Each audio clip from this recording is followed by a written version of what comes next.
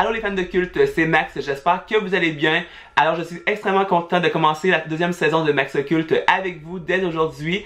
Et aujourd'hui, on va parler d'un sujet qui a fait la controverse énorme sur les réseaux sociaux. Des yeux qui surgissent de leur orbite, un sourire dérangeant traverse un visage décharné, et sous les cheveux noirs se trouve un mélange grotesque de parties humaines et animales. Il s'agit de Momo qui tient son propre jeu en main. En effet, milieu 2018, un nouveau jeu appelé le Momo Challenge encourage les utilisateurs d'un célèbre réseau social à relever des défis hyper dangereux. Le Momo Challenge viral sur les plateformes de réseaux sociaux, en particulier sur l'application WhatsApp, est prétendument lié à la mort d'une jeune fille de 12 ans en Argentine. Une fois le premier contact établi sur l'application WhatsApp avec la personne dont on ne sait rien encore, le compte de Momo s'affiche, notamment avec une photo de profil assez horrible. C'est alors que dès le début de la conversation, Momo dirait « Bonjour, je m'appelle Momo et je sais tout de toi ». Puis il serait censé le prouver en vous donnant un détail que vous seul pouvez savoir. Momo a eu plusieurs numéros de téléphone, dont celui-ci qui est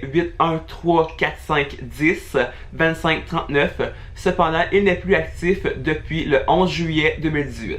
Suivant ceci, Momo serait censé vous donner un certain nombre d'activités et de défis à relever. Il s'agirait de défis qui encourageraient les utilisateurs à s'engager dans une série d'actes qui de plus en plus deviendraient dangereux et violents. Ces actes qui ont une emprise plus souvent psychique mèneraient au suicide. Cependant, si un utilisateur refuse de respecter les règles du jeu, il se passerait quelque chose de terrible. C'est-à-dire que Momo les menacerait de mort cruelle. Dans d'autres cas, Momo vous punirait en vous envoyant des images sordides de personnes mortes, de votre maison, de vous-même ou des vidéos d'elle-même. De plus, elle accompagnerait ses médias par des paroles qui vous poussent à avoir des doutes profonds. Comme par exemple, si une photo de cadavre vous est envoyée, Momo pourrait rajouter « Ceci pourrait être ta sœur ». Alors quelles sont les deux grandes règles à suivre si vous jouez à Momo Challenge? 1. Ne jamais répondre deux fois de la même manière à la même question. Et la deuxième, toujours réaliser ses ordres. Mais qu'est-ce qui est vrai et qu'est-ce qui est faux? Momo n'est pas vraiment ce qu'il ou elle paraît être, puisque l'image qui est utilisée comme photo de profil de Momo est une photo de l'œuvre d'art appelée Mother Bird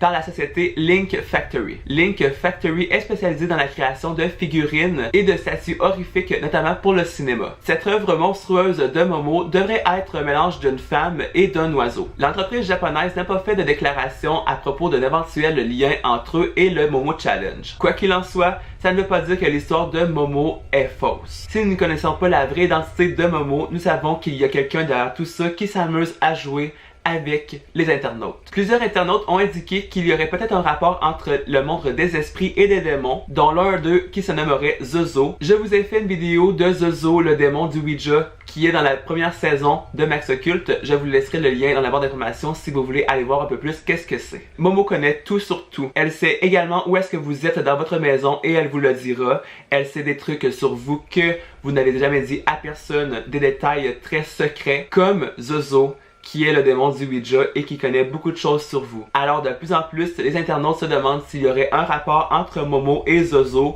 qui ont également des noms très similaires. Alors la vraie question est-ce que Momo serait une personne qui voudrait seulement s'amuser à faire de la cyber-intimidation aux jeunes, ou est-ce que ce serait un esprit vengeur? Alors voilà tout le monde, l'épisode 1 de Max Culte est terminé, j'espère qu'il vous aura plu.